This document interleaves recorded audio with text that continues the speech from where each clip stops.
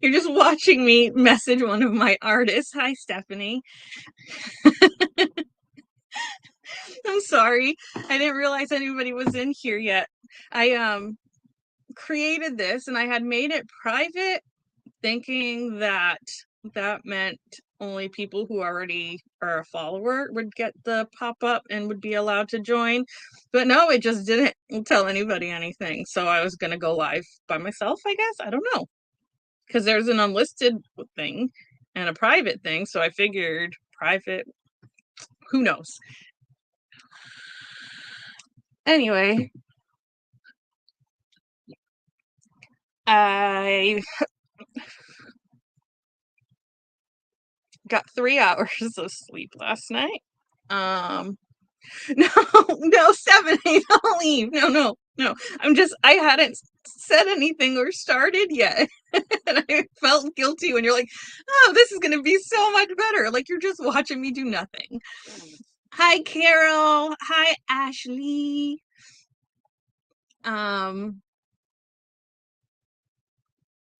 Okay, so this isn't going to be business. I usually go business mode and close myself off. And because I have self-worth and self-esteem issues, and I'm like, nobody cares about me. Nobody wants to hear about me. And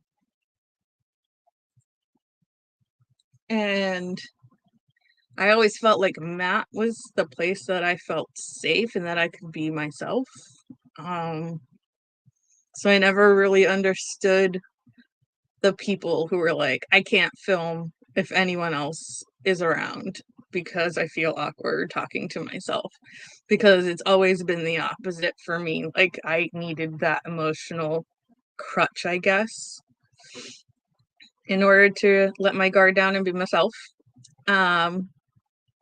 No worries, Carol. I was up until 3 and got up with Aiden at 5:36, something like that. I think it was 5:30, and then just never went back to sleep.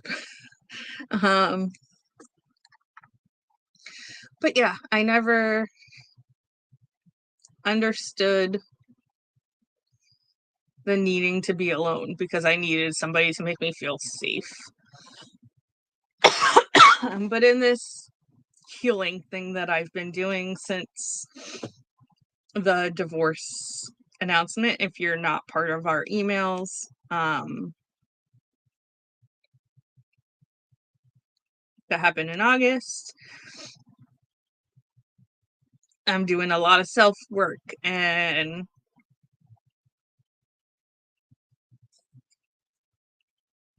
analyzing situations I've gotten myself into, both in my marriage and with friends, in the community, friends. And I'm not this evil, bad person that I felt like I was, or that I let people make me feel like I was.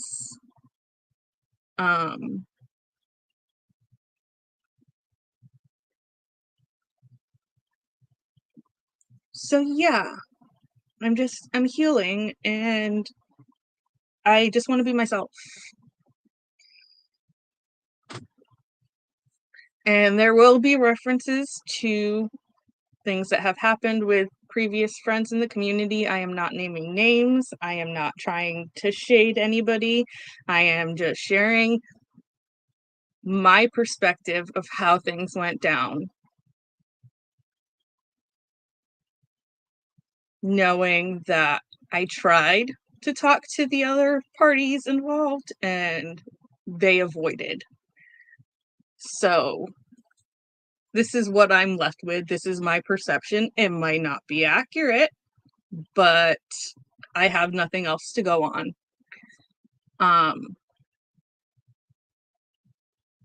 Because it's very much similar to what happened with me and Matt, which was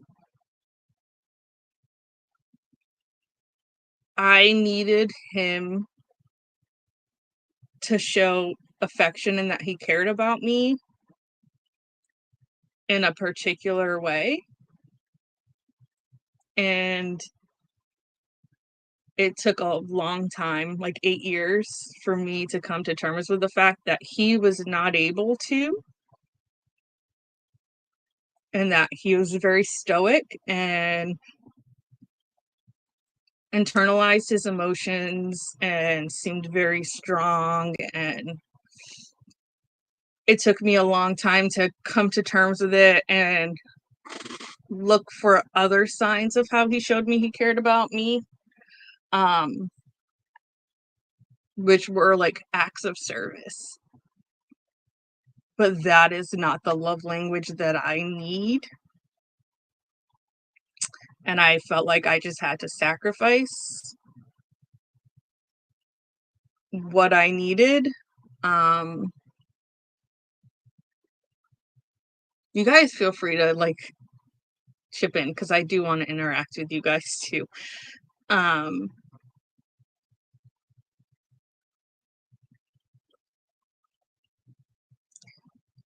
I sacrificed what I needed because I didn't want him to feel like I wanted to change him or I didn't accept him. So I told myself that I was okay without affection. Hi, Elizabeth. I hope you're feeling a little better and able to get some work done. So I got hair all over, sorry. I kind of told myself like, okay, this is not something he's capable of. I can learn to live with this. But I couldn't. And I used Aiden to be the cuddly, affectionate love source that I needed to thrive. It's okay. It was super last minute. I had edibles last night. Went through my lovey phase and happy phase, and now I'm in my analytical feels phase. And today's a rough day, which I'm getting to. But yeah, I thought I could live with that, and I couldn't. Things got really hard with Aiden. If you haven't been here for a while, he was born with a heart defect. That was the least of the problems that we had, to be honest. We actually, well, the day of the surgery, we actually got into a huge fight because we were both going to quit smoking on that day, and that was a bad call. But as Matt proved further on to continue to be emotionally unavailable and the main financial source of income for the family, when Aiden started school, behavior started popping up. We struggled for, I think, like 3 years to finally get a diagnosis of autism, because at first they said it was just ADHD and threw drugs at him. We tried them many times and then stopped them many times because he would always end up worse than where he started. but there was a period of time that he was on one medication that was causing 3-hour meltdowns every single night, and he would either not recall them at all at the end and like be confused about how he got into his room and why I was trying to hold him down, or he would just start sobbing that he was a bad boy and he didn't know why he was so bad. He was about 5 or 6 when that happened. Then things progressed to the point that I was getting calls every day from school that behaviors were coming up and I had to pick them up early. So when things would seem to be going well, I would return to work as a pharmacy technician, or I did some stuff with vaping for a little while. But I would go to work when things seemed to be steady and okay.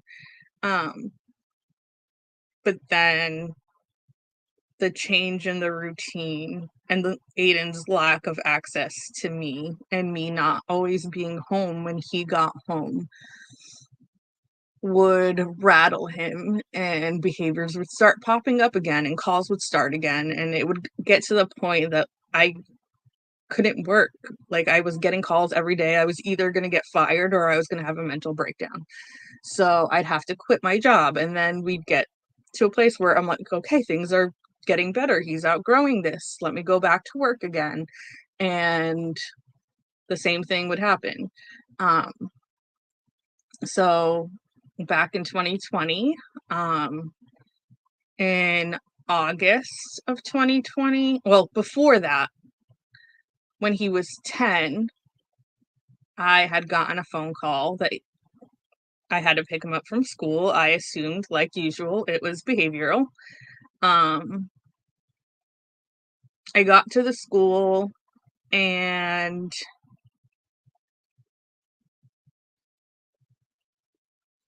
they told me that he had made a statement about wanting to stab himself in the stomach with the scissors to kill himself, which I was completely unprepared for. And he was seeing a therapist. He had a psychiatrist. We were doing everything we could do at the time. ABA therapy wasn't covered by our insurance. So we were trying every avenue we could to help him. And I wasn't expecting this suicidal statement to be made. No one warned me before I got to the school. So I picked him up. I believe he was refusing to get into the car. So the principal had to ride with him in the back seat of the car to make him stay in his seatbelt, while another school staff member drove her own car behind and followed us to the house so that she could take the principal back to the school after. There had been times previously when Aiden was 5 and 6 that he would get these meltdown rages while we were in the car, and he would refuse to stay in his seatbelt. I once had to pull off on the side of I-95 and call Matt to come meet us so that he could drive us home, and I had to physically lay across Aiden in the back seat so that he would stay seatbelted in his seat. While he was thrashing and fighting me. And so when I picked him up from school that day, I called his therapist, and I don't know if this is funner than the 70s game show, Stephanie, if you're still here.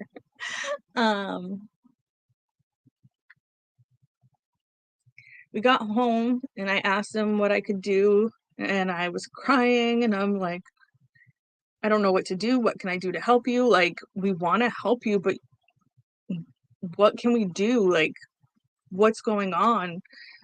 And he just looked at me with this coldest, deadest look in his eyes, but his eyes were rimmed red like he was going to cry, but he wasn't crying.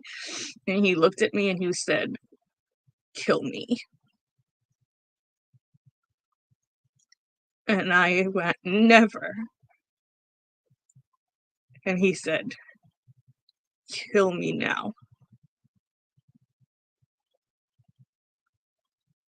And I picked him up like a baby. He was 10. I helped him like he was a newborn and rocked back and forth before we got to the point that he made those statements to me. I had called the therapist. She told me to call a mental health facility in Savannah, which is the closest big city to where we live, and see if they had a bed for a 10-year-old. So I called Matt, and Matt had started to say that he couldn't leave work. When I said, "I need you to come home," he said, "I can't leave work." He started to say, "I can't leave work." And I interrupted him and was like, his therapist said that we need to try to get him into a mental health facility. He said he wanted to kill himself today. And Matt said, "I'm on my way." So he left work, but I was alone, and Aiden looked at me when he made those statements. Matt got home to me rocking back and forth on the couch, cradling Aiden with the baby, sobbing, saying, "I don't know what to do. I don't know what to do. What can I do?" over and over again. And every time I think about this, even 6 years later, I still get teary. That broke me. He ended up not getting admitted, but then in 2020, something else happened, and this suicidal thing started becoming, if it wasn't behavior that he was coming home for every day, it was suicidal statements at school.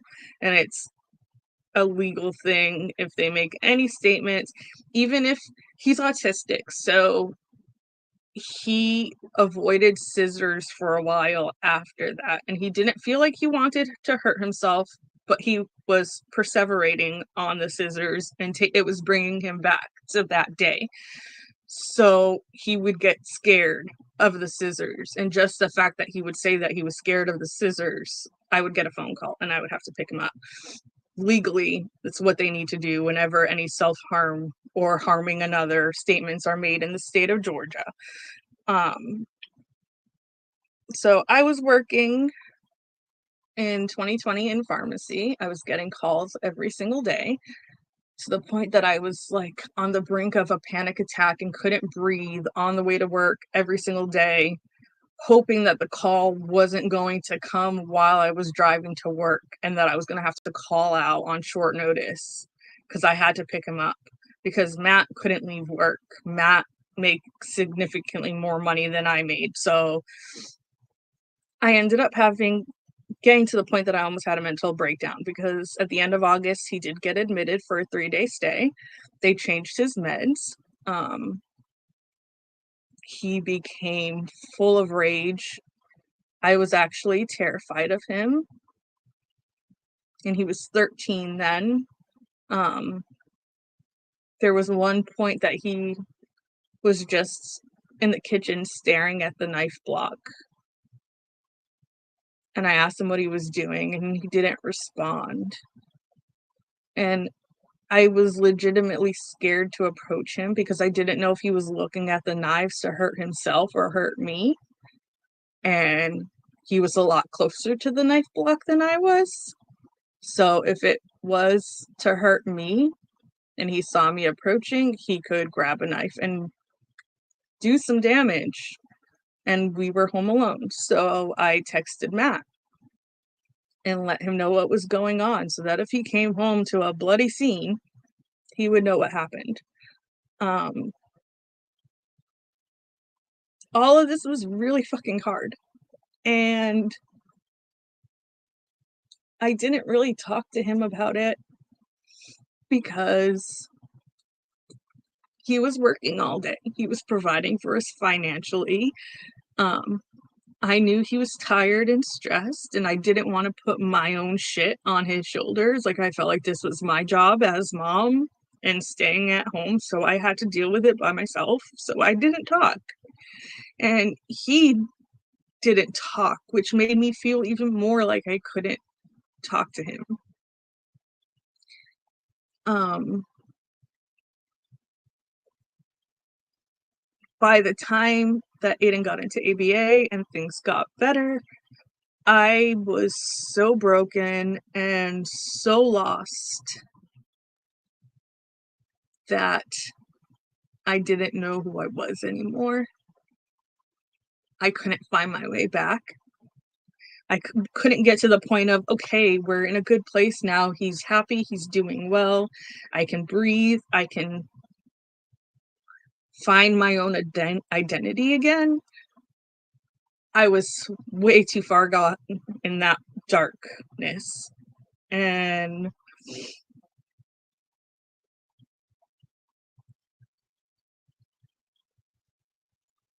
I used my friends who are in here, Carol, Elizabeth. I talked to Laura right before I went live, and she's gonna pop in a bit if she can. But I developed really close friends in the community, and I used them for emotional mom support because I felt like I couldn't use Matt. And then it became this weird thing where my friends kind of became like my partner, and my husband became my friend because I couldn't get real and deep with him. And it turns out that for the past 10 years, he's been wanting to be more open and affectionate and communicate more, but he never told me that he had changed and that's what he wanted. And he would occasionally try to make attempts, but I was so accustomed to the way things were that I didn't trust it. I always thought it was a ploy to get some action. But really it was him trying to make an effort to work on our relationship, but he never told me. So I didn't have the context to understand where he was coming from. And we got into an argument in early August about a coworker of his who I felt was being quite aggressive and coming on a little strong for a woman who is married to a man who works with my husband, who is also married. Some of the things she was doing and saying were red flags. And it got to a point where I told Matt, like, maybe you need to go somewhere for a weekend. Hi, Gail. It got to a point where I was like, maybe you need to go somewhere for a weekend, like go stay with a friend. I need to figure shit out because I had already told you that if this stuff continues, that it means something bad for our marriage and our marriage isn't going to make it if you don't cut this off. And it wasn't that he wasn't cheating. He was not cheating. But she was coming on a little strong and he wasn't cutting it off. He was entertaining it. And I was trying to tell him, like, this is not normal. Like, she's interested. She's trying to take it there. She's sussing you out. And he didn't really believe me, so he just kept going with the flow of everything at work. And then I found something that was supposedly an accident. I choose to believe him because he's always been a strong proponent for separate before you cheat. If you're looking at cheating, then the relationship is over, so you might as well end things before you do anything anywhere else. So Um, yeah, I found something. I found her on Facebook. I messaged her. Um, I messaged her husband. I woke up my husband in the middle of the night because I was just looking to get information to get into our CarMax account online and came across something I wasn't expecting. Um, and so yeah, I told him to stay at a friend's house for the weekend. And I guess the fact that I mentioned him going and staying somewhere, he didn't realize that I meant just for a weekend. He thought I meant like an actual separation. And he's like, well, shit, if we're going to do this, we're going to do this. I haven't been happy for 10 years. So that was a shock. Um,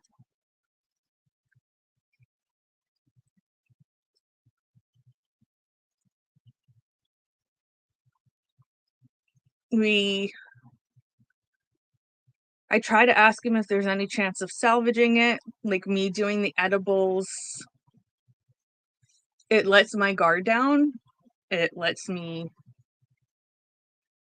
be hi Cooter. Yeah, it was a like last minute thing because I just needed to talk and um I don't feel like I'm ever really myself when I'm on camera. I'm always reserved and holding back. So here's me in all my vulnerableness. Um So, yeah, he hadn't been happy for 10 years and never told me anything. Then it was, can we resolve this? Can we make this work? Because I had already been on the edibles, which was already making me um, be more open and affectionate and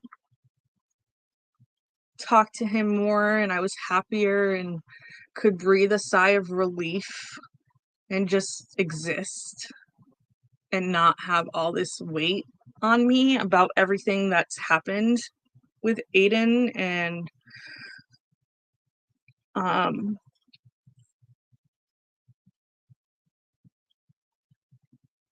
so it was like a back and forth for a few days of him trying to figure out if he wanted to try again. I started to spiral, and like 3 days in I was like, he's just gonna leave, he's gonna leave for sure, he's gonna leave. And he saw that I was panicking, so he had me meet him when he was on lunch break, and he told me he was all in. I got home and was like stunned, like I didn't believe it. I had to lay in bed for like 3 or 4 hours, like, is this real? So for a week we were trying to make it work, but I think the problem was that we still didn't talk through all of the issues. We just rushed into this, okay, we want to be affectionate with each other, we're going to be affectionate with each other and like be together all the time. And it was addictive, but I think Matt started to feel suffocated and trapped, that he didn't get any time on his own to make peace with the feelings he had before. Um, and on my birthday, I made him have an edible to see if he could figure out what the fuck he wanted. And that's the night that he was like, no, it's over. Um, I don't love you. I'm never going to love you again. So I slept on the couch on my birthday and cried myself to sleep. I cried for a few days and then I got angry and then bitchy. I remember I was packing orders a few days after, and he got home, and I had the shittiest attitude with him. And I was like, you know what? He ruined my birthday. He's treating me to Chipotle when I go drop off these packages. I'm going to sit in the car in a parking lot for a while. Um, So then we had a few weeks of like just discussions and me asking him again and again, like, are you sure? Are you sure that you're not going to change your mind later and regret this? And he kept saying, you keep asking me that. The answer is not going to change. So it's like, okay, cool. So after so many days, it really wasn't that long because I'm I have an anxious attachment style. My biggest fear is abandonment. Since that's my biggest fear, it's something that's in my head all the time. So it didn't really take me as long to grieve and start working on the new part of my life and focusing on me and Aiden alone. Um, so I got to that point. I started doing that, and me and Matt, I don't things started to feel different, but we didn't really talk too much. We were more like friends. And then on a Thursday night after work, this is the day I got bitchy with him, was on Wednesday. I was going to Chipotle and dropping off packages. And then the following day, on Thursday, or the following week on Thursday, he had gone out. His work week goes Monday through Thursday. He had gone out with a coworker and the coworker's girlfriend who also works with them. They went to a place called B&D Burgers and had a couple of beers after work. And he got home and like immediately came into the bedroom and wanted to tell me about this thing that happened at the bar. And we were talking and getting along really well. And I was like, at this point, like, I'm not so much worried about you, but like the way that you're behaving right now is sending me mixed signals. And like, I'm working on me. Like, thank you for this. This was the wake up call I needed, that everything is okay now. I had a hard ass time for most of Aiden's life being a mom and struggling day to day and always feeling like I was failing. But we're at a point now that he's happy, he's doing well. And as much as it broke me, I did my damn job and I did it well. And my son is thriving. And I deserve to give myself credit for that because I felt like I was doing it alone. And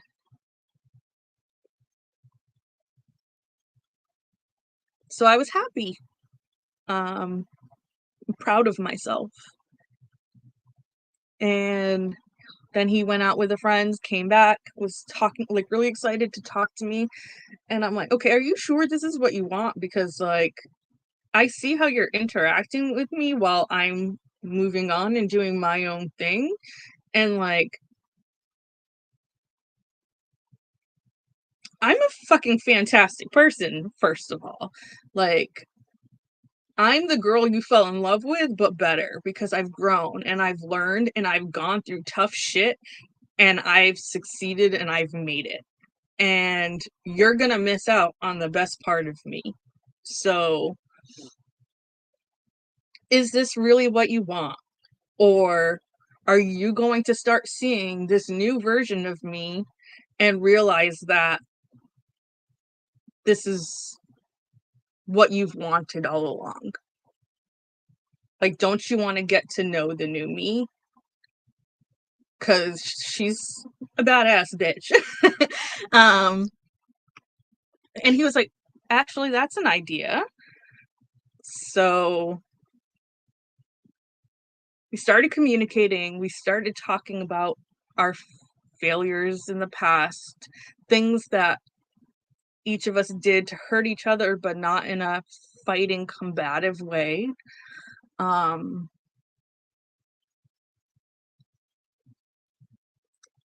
reasons why we felt like we couldn't open up to each other, what our own feelings were at different stages of our relationship, and realized that the communication was the problem all along. I never communicated to him that I needed him to be more affectionate, and I thought that I could live without the affection, but I couldn't. And it got me to the point that I was so detached that he became unhappy, and he never told me. So I could never be like, wait, hold on, you want to be affectionate? Because this is what I've wanted all along. And I never thought I was going to have it, but it's right here. I can have it. So I never trusted the little minor attempts that he would make, which would be like he would try to make out with me. And I'm like, what are you doing? And he's like, I can't just want to make out with my wife. And it was his way of being romantic. But to me, I'm like, he's just trying to get laid, you know? So so we've been getting along really well, better than ever. And we're kind of dating.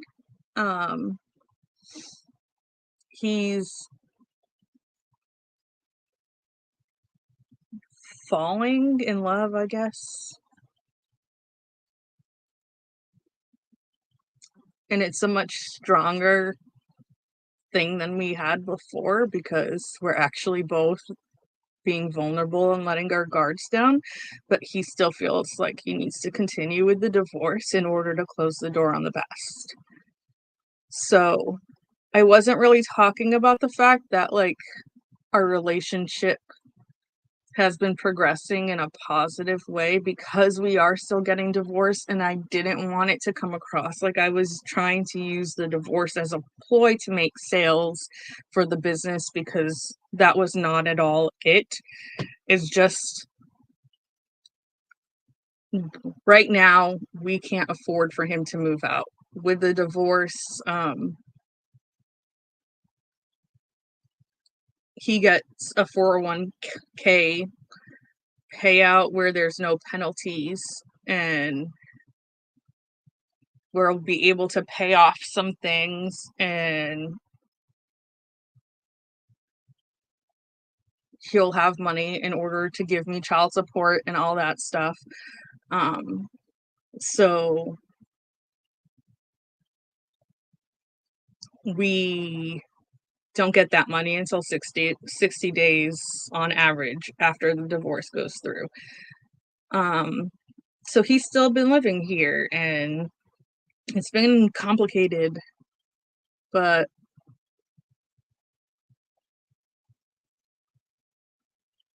things are continually changing. There's always a new complication. It's like a spider web that keeps getting more and more tangled and intricate. But the divorce papers are done. Um, we did an uncontested divorce. So he gets the attorney. He's been working with him to draw up the paperwork. And then I just have to, like, we've discussed the terms, and I just need to read the document and sign it. But things have been going well. And I know he was still proceeding with the divorce, but I was just kind of living in the moment and enjoying the moment and just being happy because I finally was getting the love story that I wanted when we got married. Um, but then on Monday, I drove Aiden to ABA, and I was in the car much longer than I should be after a hysterectomy. So I took a Percocet, and that evening he got an email, and I could see a document up on his screen while I was in bed, and he made a face at me, and I'm like, "What's that?" And he was like, "The divorce papers are done."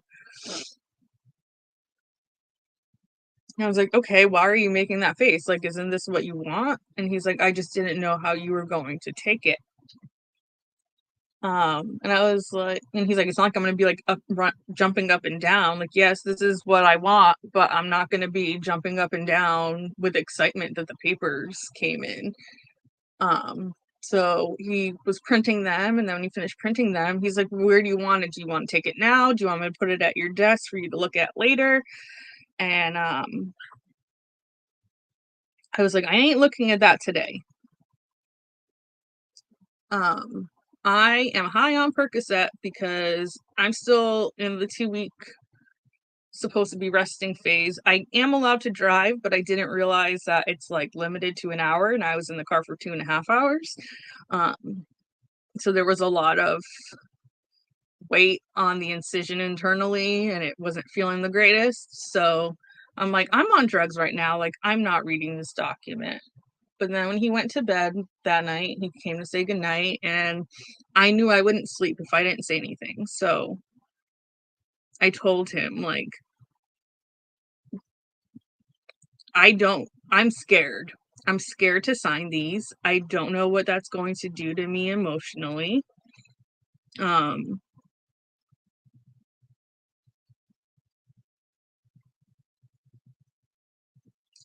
yeah, Hannah.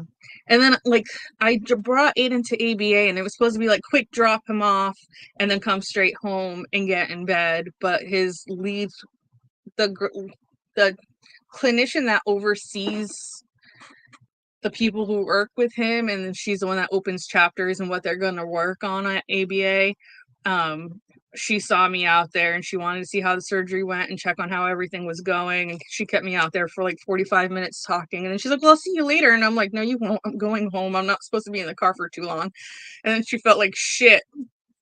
And she's like, I'm so sorry. I didn't mean to keep you in the car. I thought you were staying. And I was like, no, like, I'm allowed to drive, but I'm not supposed to be in the car for too long. But I didn't want to be an asshole when she came out, and she was like, oh my God, I was hoping you would be here. I'm not going to be like, I'm not going to talk to you. Bye. So I did stay and talk to her a bit and overdid it. But when Matt went to bed, I knew I wouldn't sleep if I didn't say anything. And I was like, I don't know. I'm going to have to put walls back up in order to get through this. This is uncontested. You know, we are getting along. There might be Hannah, a week out? You couldn't sit up that long?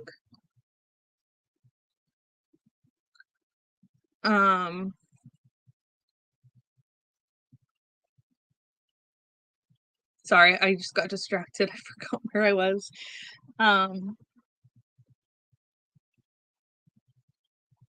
Reading them is going to be hard. Going to his attorney's office is going to be hard because I have to sign them and pretend like there's nothing emotional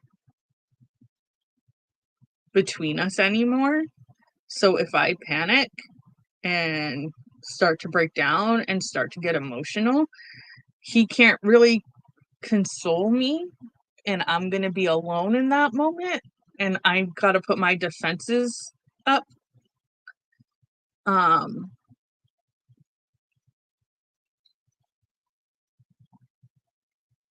And I don't know if I'm going to be able to get them back down. Like I said, anxious attachment style with daddy issues. So the Aiden's not quite a man yet, but my dad and my husband, the two most important men in my life, have both chosen to leave and made me feel I realized a few weeks ago, like, they always say you marry a man that's like your dad, and I'm like, Matt's nothing like my dad. Like, my dad was an alcoholic. He was at the bar every night. Matt's not like that at all. He's home all the time. Like, if he's not straight home from work, it's because he's getting something for me or for us. I know exactly where he is all the time. But I started to realize that he was just like my dad, in the fact that he made me feel about myself the same way that my dad did, that I wasn't important, that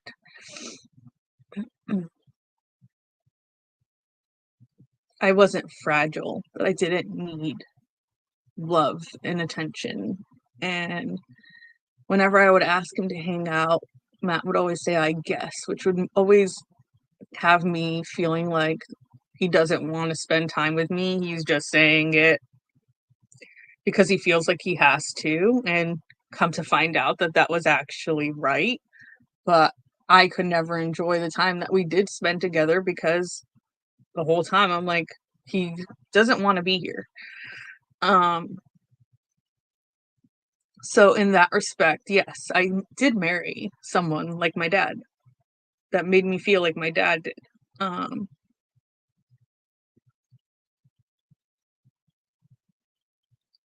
and for Matt, it's closing the door on from the day he told me he wasn't happy, from the day that we started actually communicating and figuring our shit out. Back is why he feels like he needs this divorce to close the door on that and be able to move on from that. But for me, it's going to the day that I signed the papers. So everything that's happened since, it's still going to feel like an abandonment and a rejection of where we are right now. Um,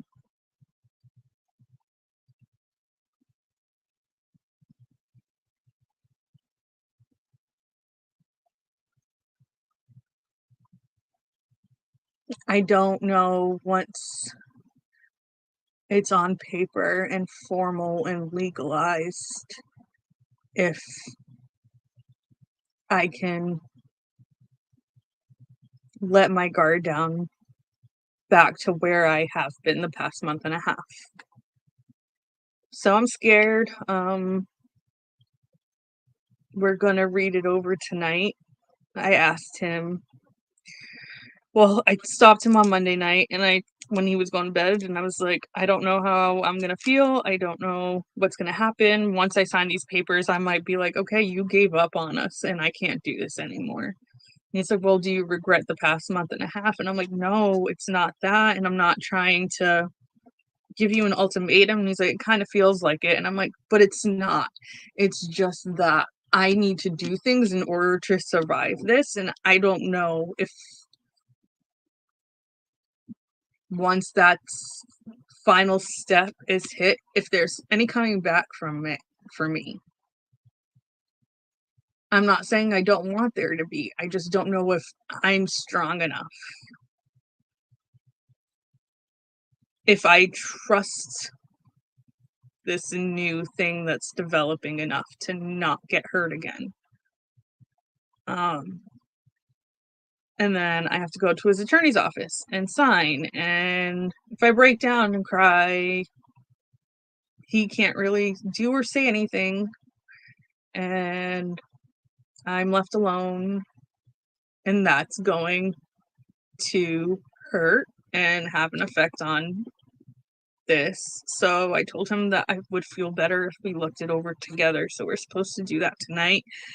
And I'm in a weird fucking spiral because I'm in this like I'm goofing off and looking at memes and watching funny podcasts and trying to pretend like everything's fine, everything's good, I'll be okay, I'm laughing and live in the moment, but there's this growing sense of dread inside that this is real now and I don't know what's going to happen. And I feel like I'm all over the place. I'm sorry. But yeah, I didn't want people to feel like I was using it as a ploy to make sales because there was no guarantee that anything was going to work out. He was still planning on moving out. Then we talked about maybe him not moving out, but staying in the spare room and getting his own furniture and taking time to himself while we figure out whether or not we can save this. But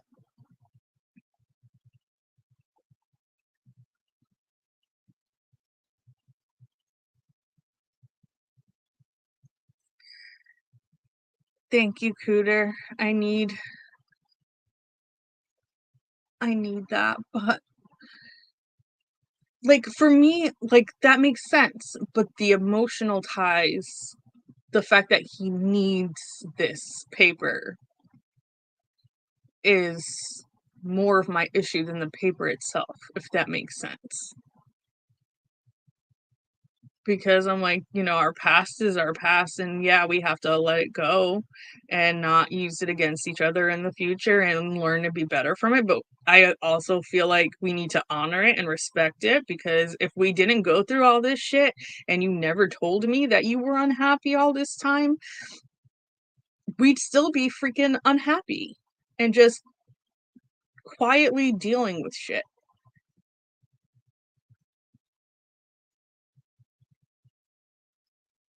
Like,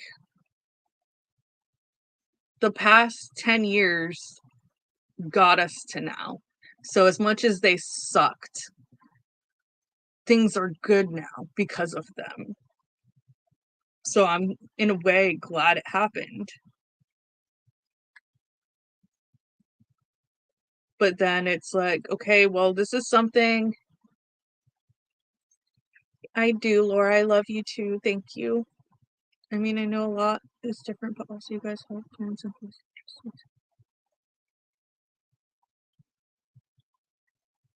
Yeah, you're right, Cooter. It's just the intention behind the paperwork, like what that signifies to him on an emotional level.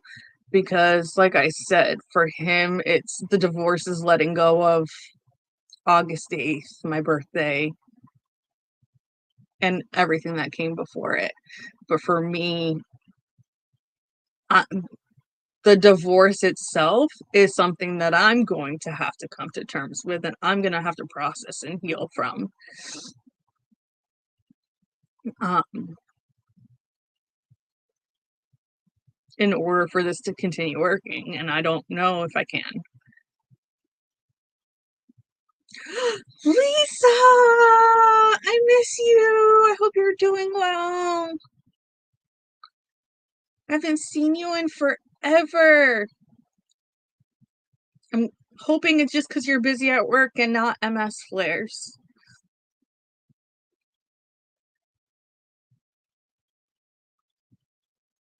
Yeah, you're right. I told him, like, I would feel a lot better at this point if you told me it was just about the 401k. And getting the money so that we could get out of the debt that we've built for ourselves, because I was using retail therapy to console myself and not feel so fucking lonely when nobody was around. Um, and he's had his share of doing the same thing at a different point in time, but um,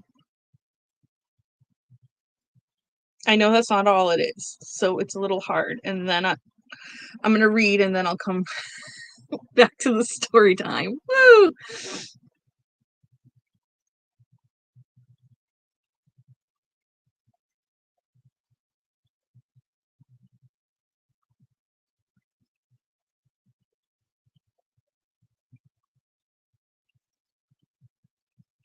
Yes, Stephanie. And that's something we talked about. Like, if this were to work again and we got to this new place where we wanted to be married to each other again, is that something we would do?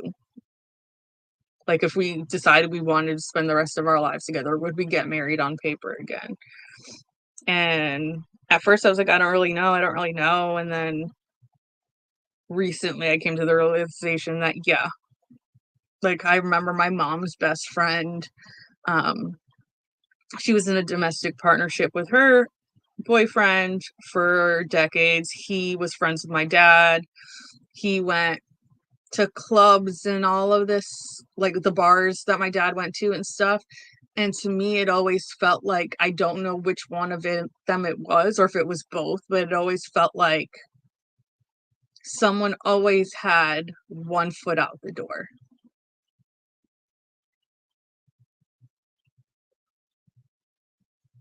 According to him, Ashley, it is. That's where it stands. And now that leads me into the next part of the story, which is I'm analyzing today. My brain is working, and in our conversations it was, he wasn't happy and he just dealt with it, and he was going to wait until Aiden finished high school before he said anything. And it wasn't that he was never happy. It was just 70% of the time he was unhappy, 30% of the time he was happy. But the negative outweighed the positive. So he was trying to stick it out for Aiden until Aiden finished high school.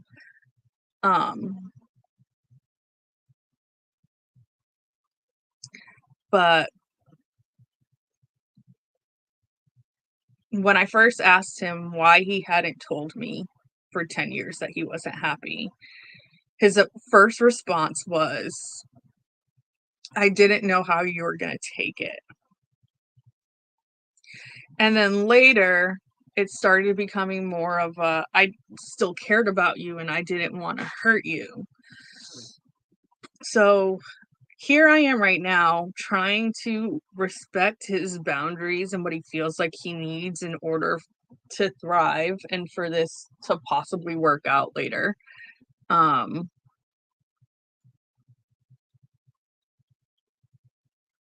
And I'm respecting that and letting him have my boundaries, but I'm starting to feel like, okay, but let's not pretend that you not telling me for 10 years was about protecting me and not wanting to hurt me. Because if your true intention was that you didn't want to hurt me, you would have told me a long ass time ago so we could have fixed it before it got to this point, or tried to fix it. And then we both could have benefited 10 years ago, whether together or apart, wherever things landed. You didn't tell me because you were practicing self-preservation and continuing to be avoidant about conflict and communication. And I think that's what threw him off, is when he told me that he was unhappy for 10 years. He thought that I was going to flip out and be a bitch and say it was all his fault. And that's not at all what I did. And I took accountability for my role in things and explained to him why certain situations were what they were.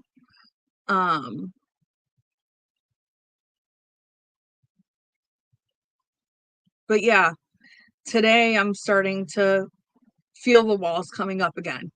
And I'm like, okay, so this all started with me neglecting my boundaries and my needs, and the fact that I needed a partner who could be emotionally available. And when he couldn't do that, I just accepted it and didn't say anything and just went with it. And am I doing the same thing again? Am I putting myself on the back burner to respect him and what he wants and what he needs, and not taking care of myself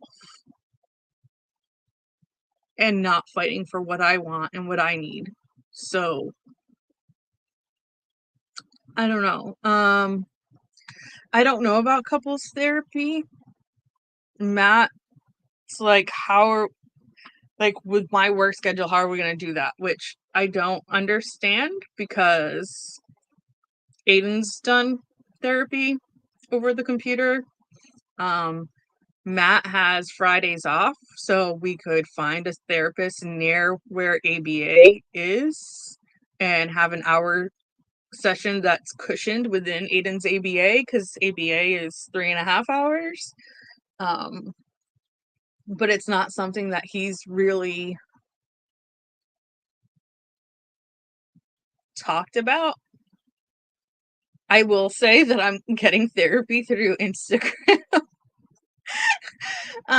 With all of these quotes and advice. Like there was one I saw earlier today that's an anxious attachment with an avoidant personality, which is exactly the relationship we have, and how you can make that kind of relationship work. So when I come across things like that, or things that I feel like he relates to about why he doesn't open up and communicate, I send it to him and we kind of talk to each other. So as of right now, I'm using Instagram as the talking point to, okay, here's what a therapist says. Let's discuss this. Let's see if we both feel like this is something that can work for us. But yeah, I do, especially after this papers are signed, I think definitely do. But I also told him that he needs therapy for himself to be able to deal with 18 years of the past and really let that go and put it in the back.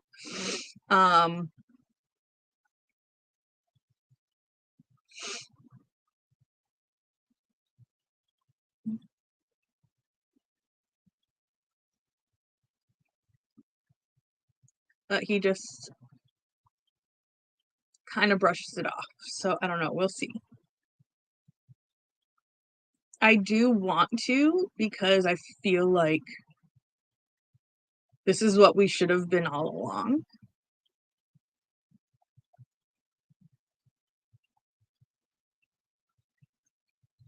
Oh yeah, that's not something he's willing to budge on.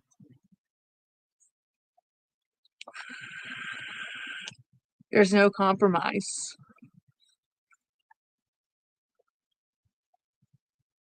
which is what's getting my hackles up. Like, he needs this, that's it, end of story, and I just have to go with it. Um,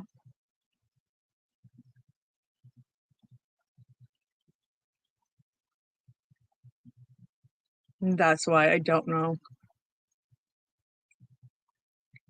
after it's signed.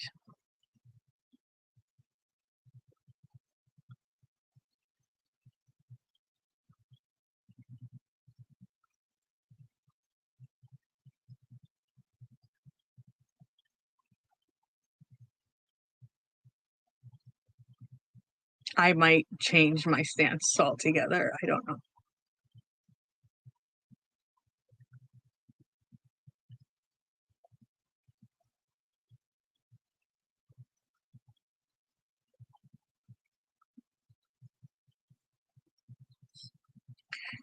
I had a feeling you would. This has been the one thing that's why I was just living in the moment and not thinking about the divorce, was because I understand it, but I don't understand it at the same time.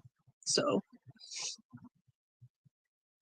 thank you guys. I'm reading, I promise.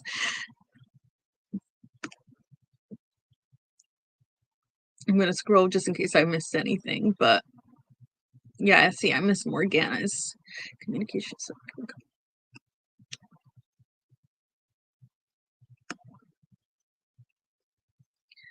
Yeah, you guys are just like confirming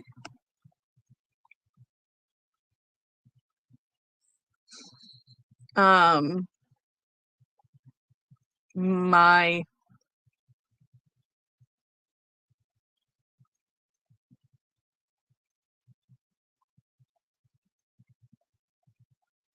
fear that I'm the one who has to compromise again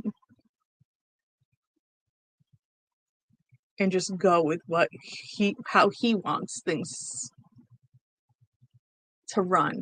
And that's how I went for the first 8 years of our relationship. And I don't know if starting out that way again is going to lead to a better outcome.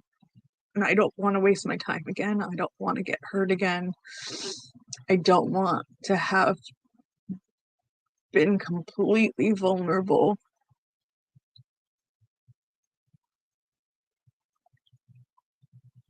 and completely exposed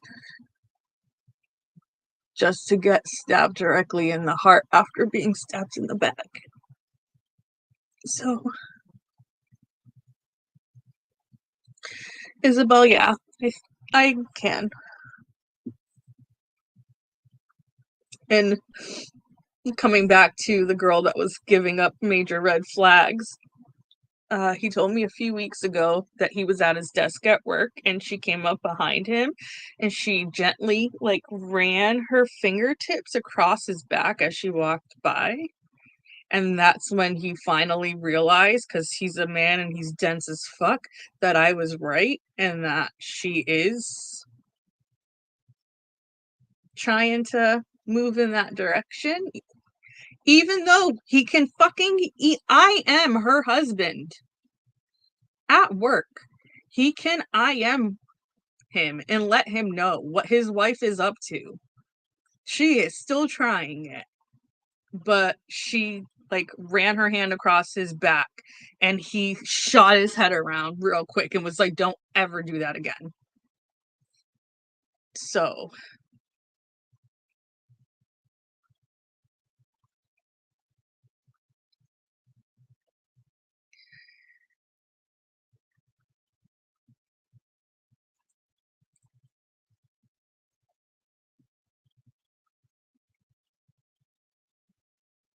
oh no, if it was HR, she would have lost her job.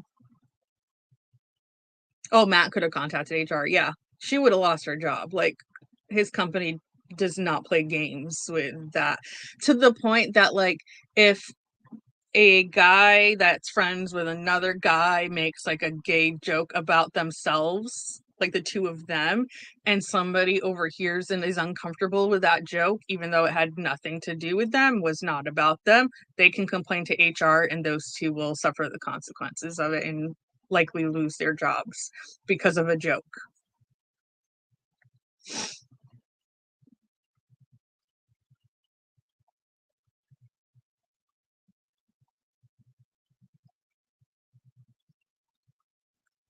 Yeah, you're right, Cooter. That's exactly it.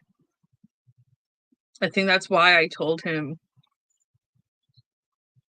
I don't think it's irrelevant, but that's why I told him on Monday, like, after these papers are signed, what I thought I wanted may not turn out to be what I wanted.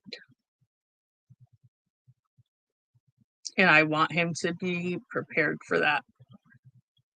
And he can take it as an ultimatum if that's how he chooses to, but I can't control how I'm going to feel after. So, I don't know.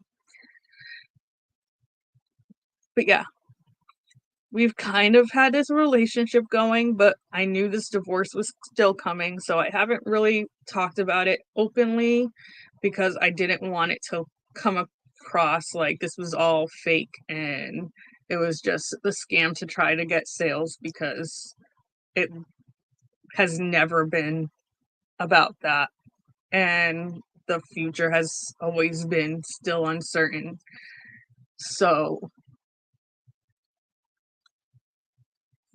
I didn't want to be like, oh yeah, everything's good now, because he might move out, things might not work out, we might hit a point where we can't compromise on something and it's over and we're already divorced, so it's done. There's nothing left to do at that point. We can just walk away. So it's been a complicated situation. Um,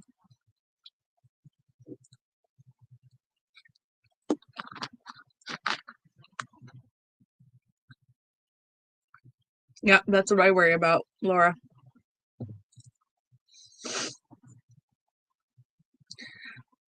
And that's what I told him, like, for me, signing these papers and getting the divorce is only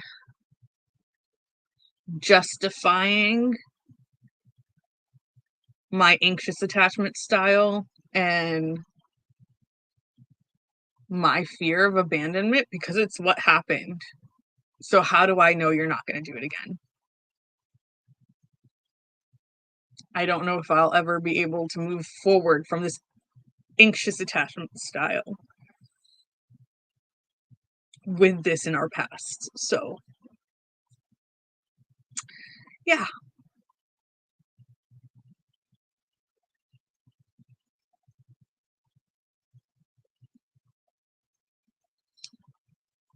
Right now I do, but I don't know.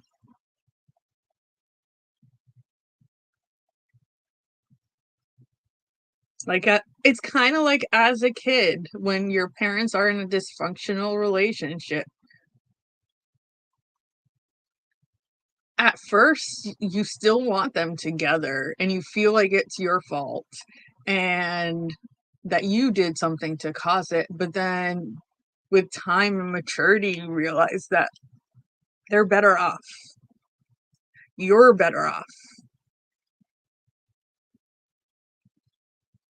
And that's what I have a very strong suspicion and feeling is going to happen,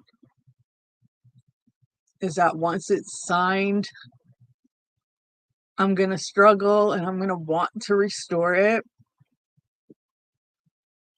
But then I'm going to realize that there really isn't anything. Um,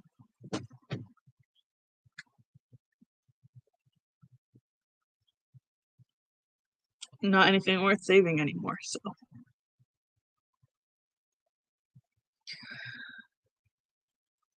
So there's that. Um, it's been like a year since this other shit has happened, so I'm not gonna get into too much detail, but I know other versions and other sides of stories have been told, and I have kept my mouth shut. Thank you, Isabel. Um,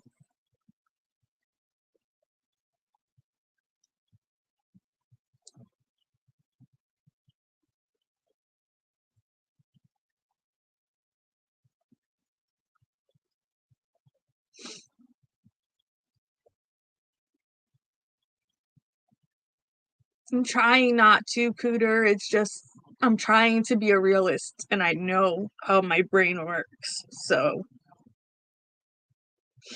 I'm trying to prepare and hope that I can work through it, but I don't know. And anyway, things in the past with people in the community.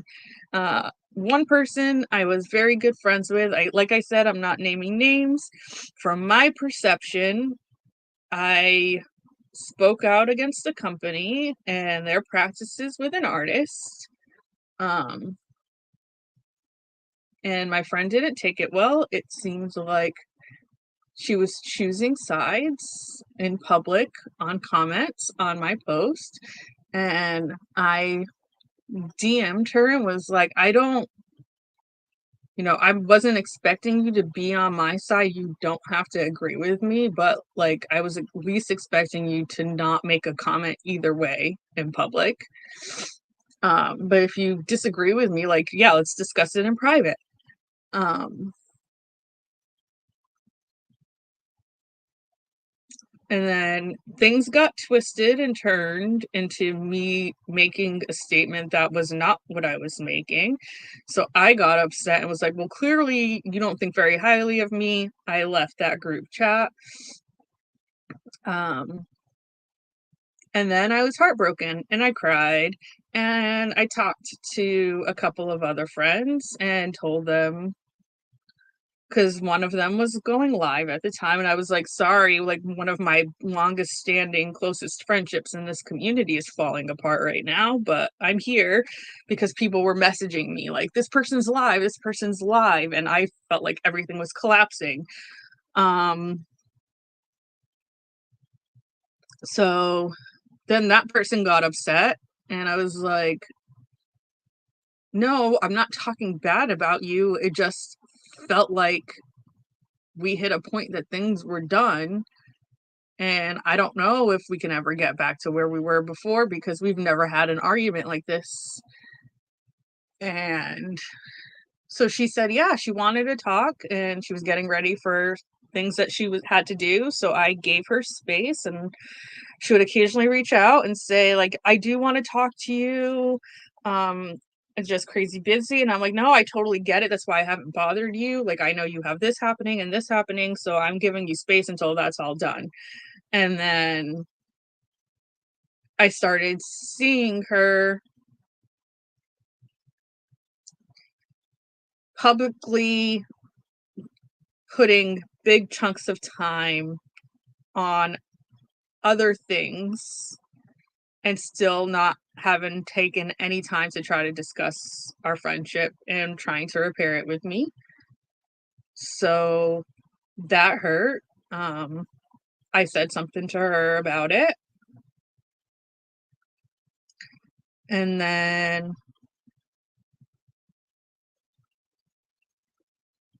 she said, well, if how do I know that you're not talking shit about me behind my back? And I was like, clearly, if you think that made me cry all over again. And I'm like, clearly, if you think that about me, then you were never really my friend in the first place. You don't know me at all. Because anytime I've talked to anyone about you, it's been that I'm sad at the state of our friendship and how it had been.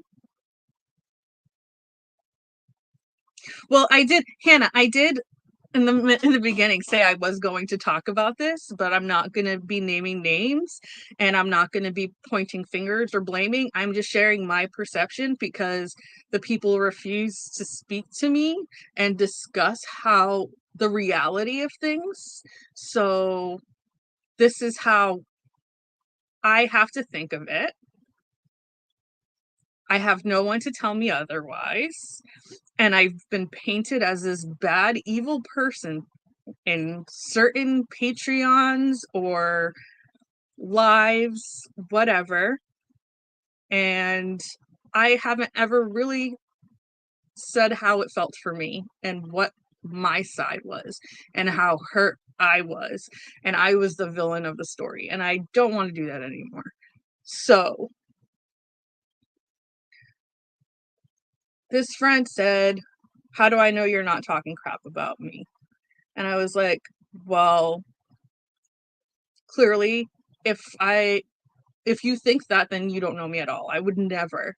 And the only two people that have asked me about our friendship and I've talked to about our friendship, I've told them that, I'm sad at the current state of our friendship, but that you have said that you want to make it work. And I'm not sure if we can, but I'm hopeful because you're hopeful. And that I was trying to give you space because I knew you had a lot on your plate, but I was looking forward to getting to talk to you. Those same two people, one in particular, is also another small business owner and happened to be the person that the initial person dedicated like a 3 or 4 hour live to, but couldn't make an hour to talk to me. So that hurt my feelings. So then I started to put together that if she's asking me this question, is it possible that this other friend that owns the business made it sound like I had been bad mouthing and talking bad about her because it would benefit that small business to get this person on her side, because their friendship didn't really grow until the business started. And I had been friends with this other person for years prior. And then there was something I said to the friend that I had years prior to be careful with, because I had personal experiences with my business and their business that left a bad taste in my mouth, and wasn't really a business thing. It's just, as a friend, as someone I thought that was my friend, as someone that I supported and vouched for and gave images to because I wanted her business to succeed. Um, Even though I knew I was planning on starting my own.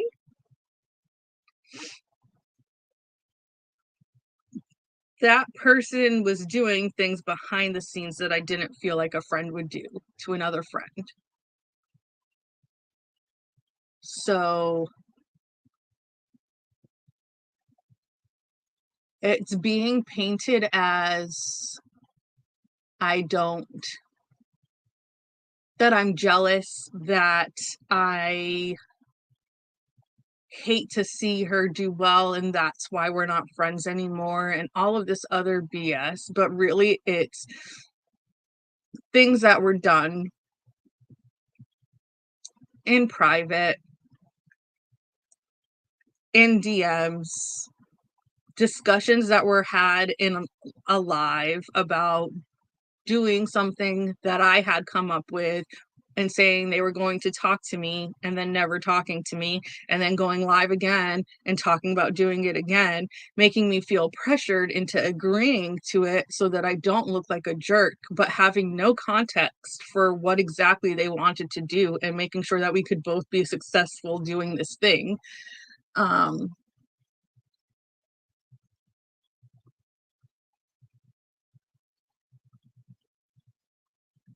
but yeah, it turns out that something I told the friend from years prior to be careful with about this small business owner friend got back to the small business owner friend. So clearly the two of them are telling each other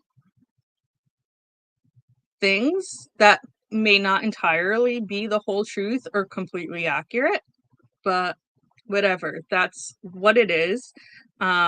I never said anything bad about the first friend. I was heartbroken. I kept waiting and trying to give her grace until she was available to talk. But when I saw her repeatedly making time for other things and other not priorities, because it was just like things that just popped up. So she would make plans with other people in the community and invest chunks of time in that with her busy schedule, but not make any time to try to work on our friendship, was hurtful. And the fact that, if I'm correct, because I don't know if the small business owner did take what I told her about how sad I was about the friendship and made it sound like I was talking crap. Um,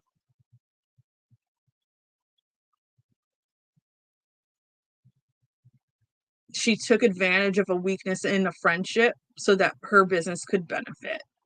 And that's another thing that, as a friend, I feel like you don't do to your friends. Um, so yeah, you will never hear me say anything bad about this person's business. Their product is great. The quality is great. I've still posted completion of a kit that I had as a whip. I have other kits from them that I still plan on working on, but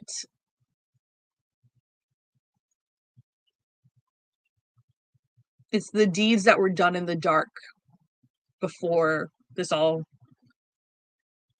started. And ways that she was willing to throw me under the bus to benefit her business that I had to set up boundaries for. And if that makes me a bitch and a shitty person and evil, then that's fine. But I pride myself on being transparent with my artists. Every time they get paid, they know how many kits of which kit sold, what their profit is. Some of them I've given complete breakdowns like this, if they ask, this is how much we're charging, this is how much I have to pay my manufacturer, this is what's left for profit, this is how much you get, this is how much I get. And I get less than the artists. The only things that save us are ones that we paid a flat fee or old masters. Those kind of help me out and give me a little bit of an extra boost, but my artists make more on each painting than I do.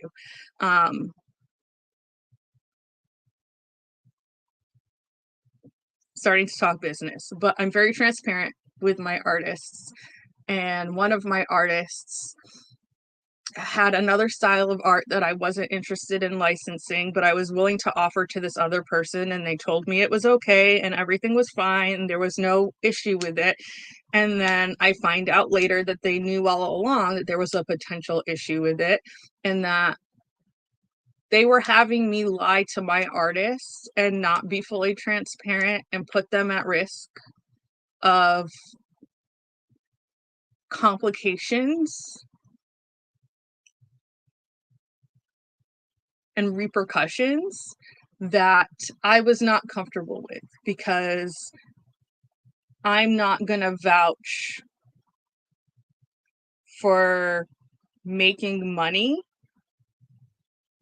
if they're going to ultimately lose more than they ever made. And as for that original artist that I made the big stink about, people wanted to act like my business was all about my problem and my posting it was all about not getting her. I've been in contact with her since. I'm a member of her Patreon. She's reached out to me when she saw that her art was getting stolen and asked me what to do. And I know that she's coming upon her agreement being renewed. And they've been releasing her work. And I've already told her, like, it is in your best interest to stay with this company because they can provide for you financially far more than I can. So I am not going to try to weasel you away from them now that your agreement is over. They can take care of you in a way that I can't. So my recommendation is to stay with that company. Love you, Laura. I can ask if I can hop into your therapy appointment because clearly I need some. Do they do out-of-state therapy? Hi, Emma, by the way. Yeah, talk therapy. So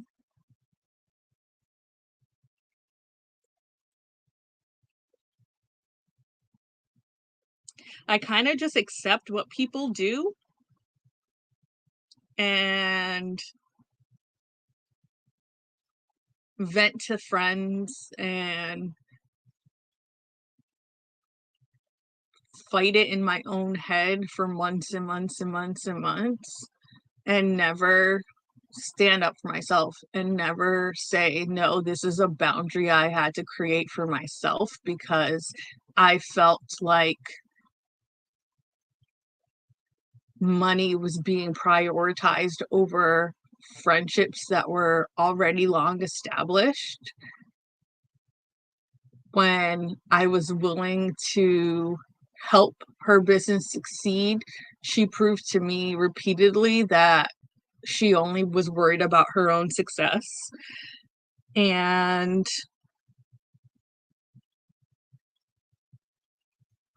I just don't need people like that. I'm almost 40. It's games I don't need to play. And if you say you're my friend and then you berate me and publicly put me down in front of your live audience of like 70, 80 people, to the point that even your guest is like, whoa, like that was aggressive, and you don't back down, and then you message me the next day to say, well, this is what you did to piss me off, and it was a joke that's normally taken just fine, but that night struck a nerve. You don't talk to your friends that way and just snap like that and then come back and continue to blame them and not take any accountability for the way that you spoke to that person when they were just making a joke that annoyed you. I think that's absolutely ridiculous and childish, and I'm a grown-ass woman and I'm going to behave as such. So I kept my mouth shut, but that is my version of events on my marriage, on friendships that have fallen apart, on people icing me out because of whatever is being said on the other side that I don't know about, so I can't defend myself. Um, but yeah, I'm not a shitty person. I'm a good person. I value my friends and I put their needs before everything else until they prove to me that they're not down for me the same way I'm down for them. And then all bets are off. And I won't accept that because I did that as a child. I did that as a teenager. I am not doing that at 40. And that's the end of my story for today. So if anyone has any questions or comments or anything they want to add, now's the time to do it.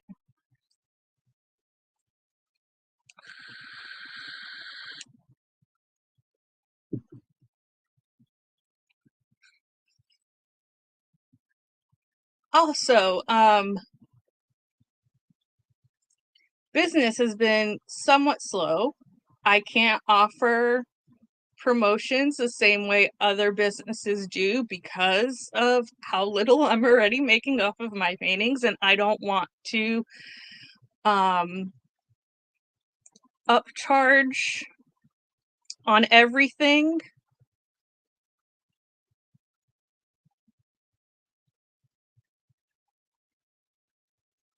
Yes, Elizabeth, you have to see the value in yourself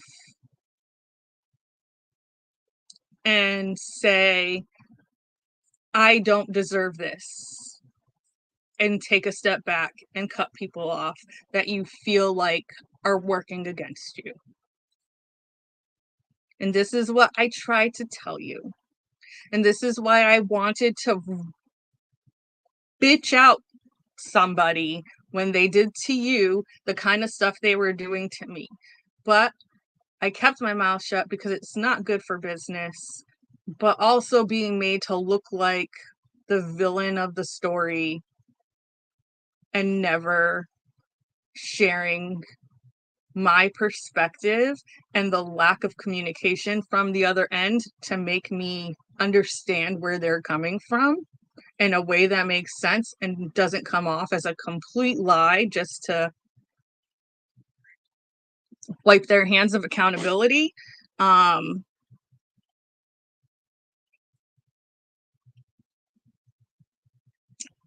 nobody got time for that. So,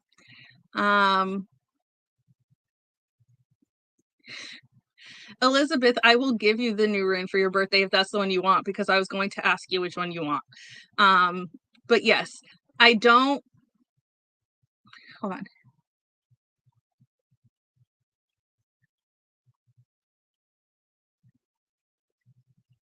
Nah, girl. Elizabeth, you are the most selfless person that I know. And your mistake was literally your only mistake was seeing the good in people all the time to your own detriment.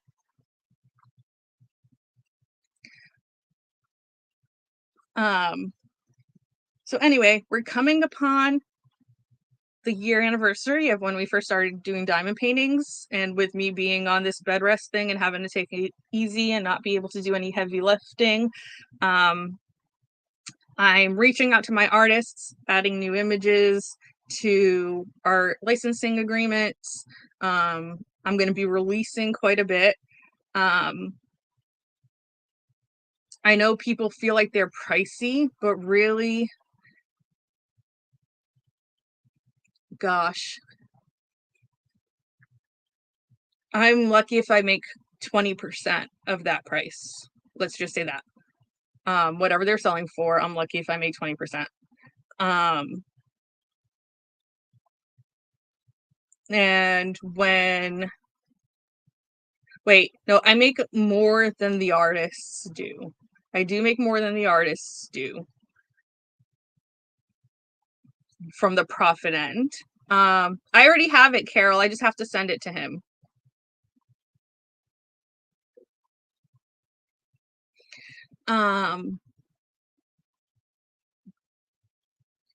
Yeah. I don't want to give too much away of how it breaks down, but when we do the 20%, that's when I'm getting paid about the same as the artists do. The 20% discount. Matt, when he was pricing out, did not account for all of the extras that come with the painting. It's just the cost of the painting and the shipping to me.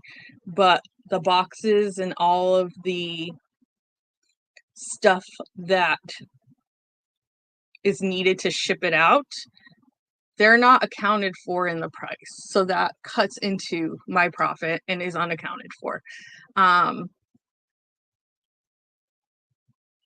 love you too, Carol. I got that one, and someone was asking about last year's poinsettia tree, but they wanted to see it more true to the original and not hand charted. And since we've realized that I much prefer the computer generated faces, especially, but in most cases, I appreciate the computer generated with designer tweaks and me giving notes on what kind of special things I'd like to see fixed or changed.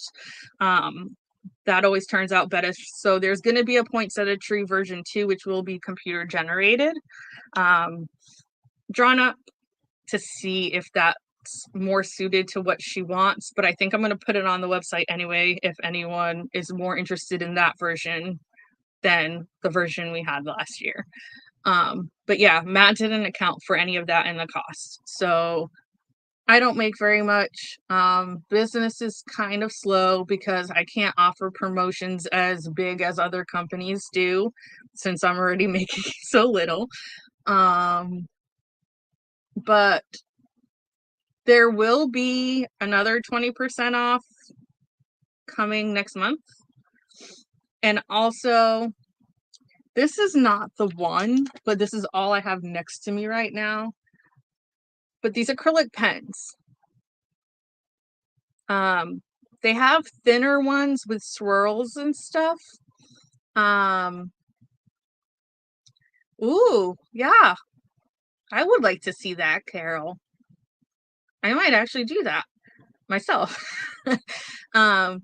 They have ones that are much thinner because I don't like these thicker grips. I like thin grips, but my manufacturer actually has some of these, and I was thinking if people pay full price on the painting, if I were to buy the acrylic thinner ones, including that with their kits, when they pay full price, is that something people would be interested in? Because I know not everyone has the funds to get the fancy pens. But they might be using the plastic little straw things. Stephanie, you could, yeah, but like either way, I'm still gonna put the thank you magnet. That's always gonna stay. But I was thinking about doing like a limited time promotion thing. Like if you buy at full price, you get this free pen added, so that if people use the toolkits that come in their kits because they don't really care about the accessories as much as the painting, I do want people to have something more comfortable than that little straw plastic one that comes in their kits. So I was wondering if that's something people would be interested in. And also, I'm going to get a quote because they have the knockoff Elizabeth Wards. Probably shouldn't be saying all this because then somebody else is going to beat me to it and then get all the glory. But they have the knockoff Elizabeth Wards for like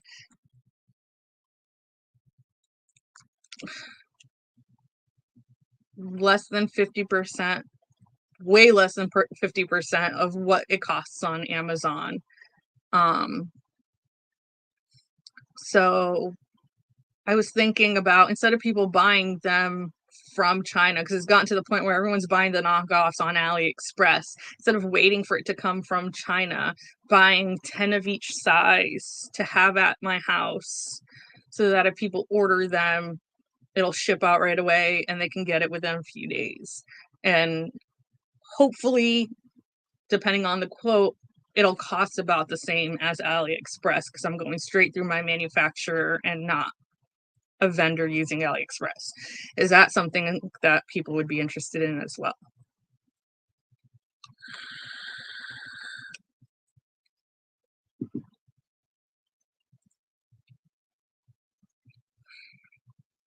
I hate kidding up, but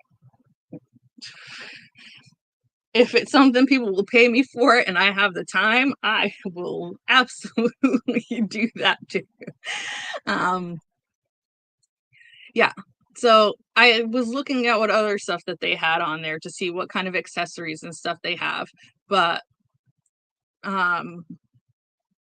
as long as the shipping doesn't throw the price way over AliExpress prices and is competitive, even if it's a little over, I think it's okay because you get it so much faster. But I need to see if it's worth, with the quote, if it's worth having a quicker option that will be you'll get it within a week and it doesn't cost much more than AliExpress does. So that's something I'm looking at adding into the shop too. So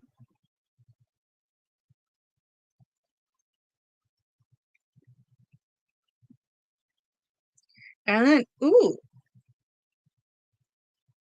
see, now I'm having more ideas because I do the scoops. So if I get big bags of special drills, then I could fill your Elizabeth Wards with drills from scoops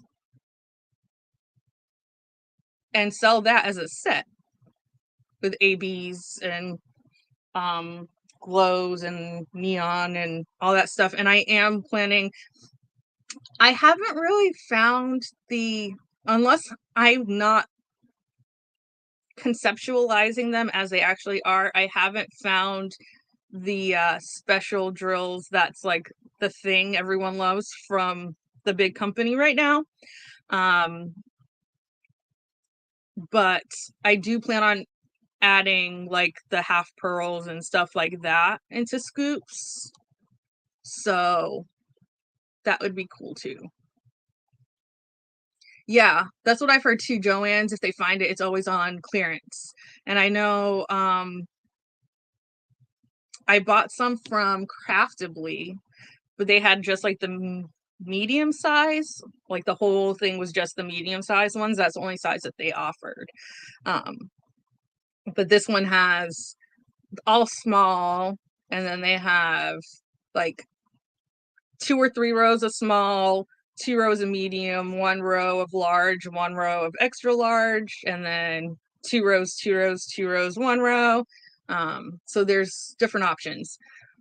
But yeah, like I could do like a 78 and put all different kinds of special drills in there and sell that as a set. And if you want to move those drills into a different container after, then cool, great. But if you want to keep it in there, that works too. So you can play around with it and swap it out however you want to. Same, Carol. Like I kept running out of the small. So the last few times I bought like 3 of just the small containers. So yeah, so I was thinking about doing that. So I'll let you guys know. Carol is asking about poinsettia and stained glass. I got that one from CJ yesterday. I spoke to him yesterday. I got new images from Bryn at the beginning of this live when Stephanie was just watching me message somebody. I was messaging Amelia. I have 3, hopefully 4. I want to see if she'll give me one that she didn't agree to initially, because it's a Luna moth, and she does have a Luna moth that has a woman's face, and like the Luna moth is covering her eye, and the moth's fake eye looks like her eye, which is super cool, and I love that piece. But I know some people don't like doing people. Carol. Carol.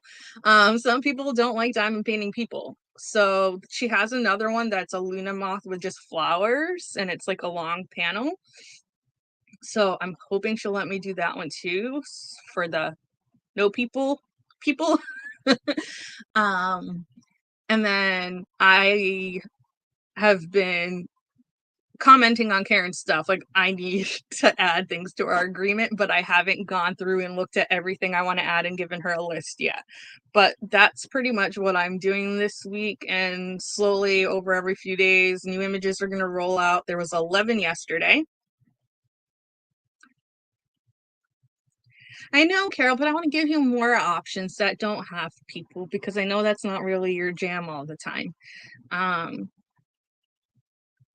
And there's a landscape artist I reached out to that I found through Reels. I don't know if any of you have seen it, but her son was trying to promote her art, and he kept like stumbling and laughing. And it was really cute and endearing. He's maybe 10, 11. And she's like, yeah, my son thinks that he's going to help me sell my art. And that post blew up in Reels, and she got a whole bunch of new followers. And I went looking through her stuff, and I'm not a huge landscape person, but I love hers. So I reached out to her, and she's inundated with messages, but she did reach out and say that this sounds like a really good idea, and she's definitely interested.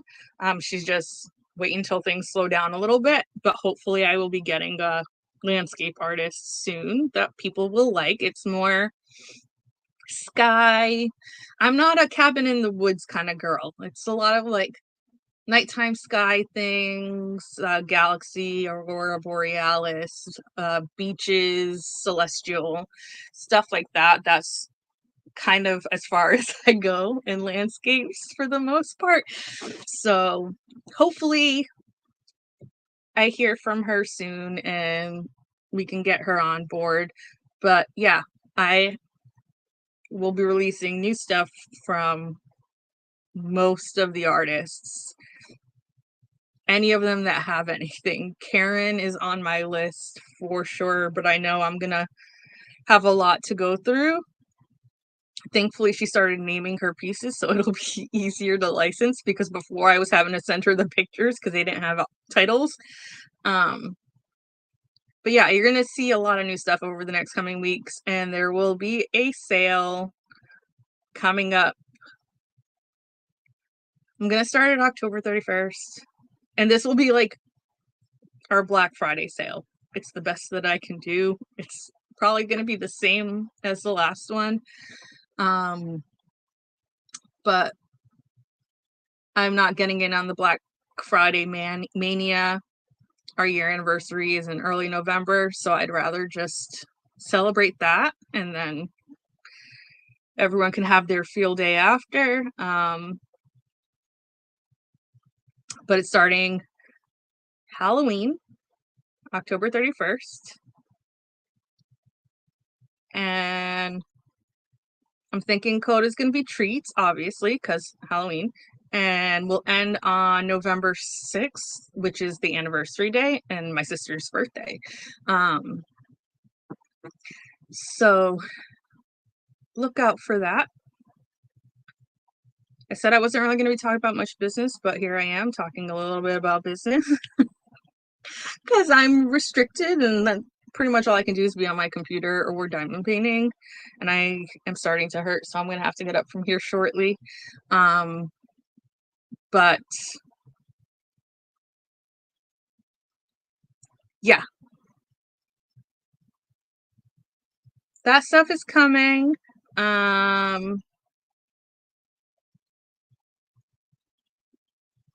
If anyone has any issues, concerns, suggestions,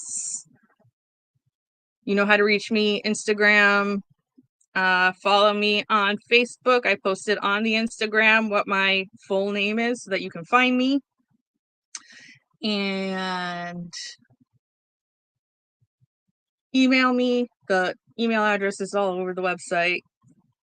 And I'd be more than happy to work with people and try to correct anything that they aren't happy about or give them options. Excuse me. I feel like I was going to say something else. Okay, yes, one more thing. Because this is my sense of humor. So if you get to see the real me, then you better be on board with sense of humor. Okay, I don't know if you've heard the term cuffing season. It was a big thing last winter. There's a song. Pretty much cuffing season is you hoe out for the summer, and then in the winter, you cozy up with one dude and, you know, like settle down and get in a relationship, kind of like handcuffs, cuffing to somebody for the winter, be nice and warm and cozy and toasty. And it just so happens that now that I've had a hysterectomy, what I have left there is called a vaginal cuff. And my cuff will be healed just in time for cuffing season.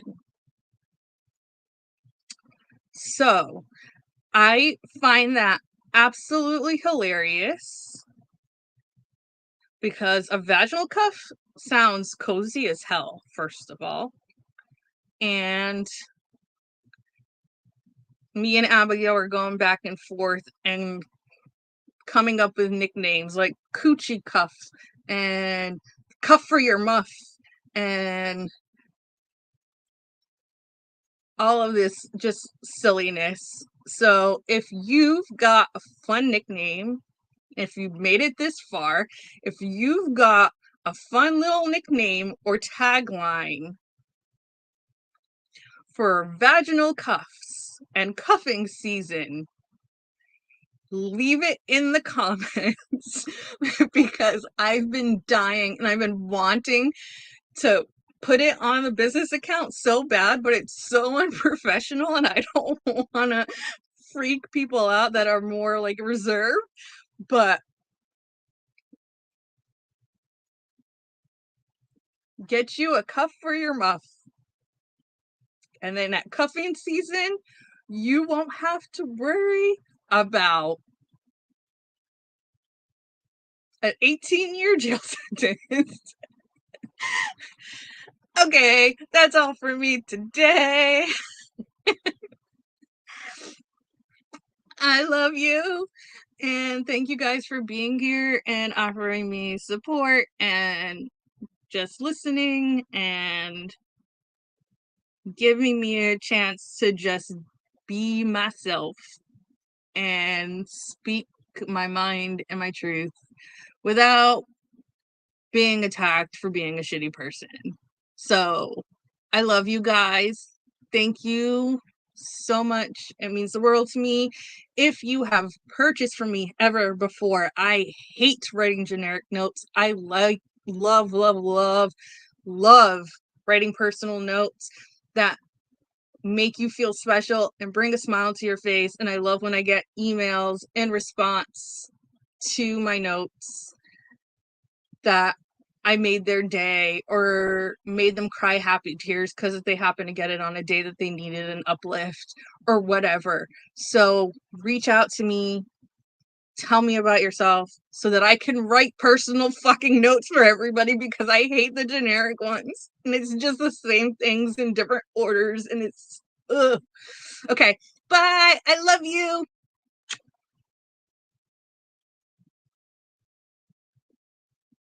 Carolita out. Stephanie out. I don't know why I made that farting sound. Oh, that's another thing.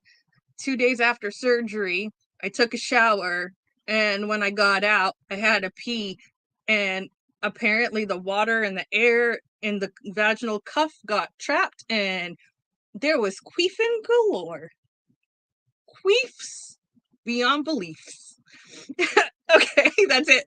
Bye. Love you.